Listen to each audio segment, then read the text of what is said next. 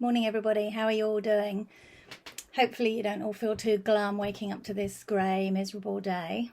For the first time I've had to take a second attempt at recording my message this morning because my biggest dog was growling out the window and I was trying to ignore him and he got louder and louder, and in the end I had to stop and start again.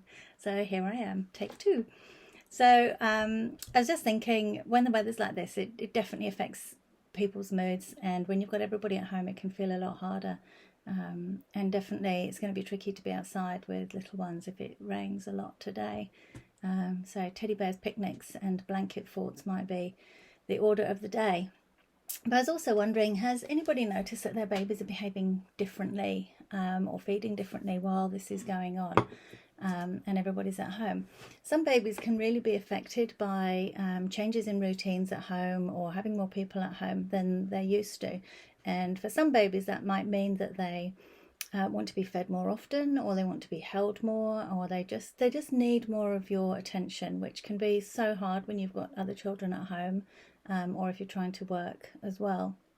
But sometimes for slightly older babies, they get distracted and perhaps they queue for feeds or attention, but because you've got other stuff going on you don't notice as quickly, so they stop showing those cues.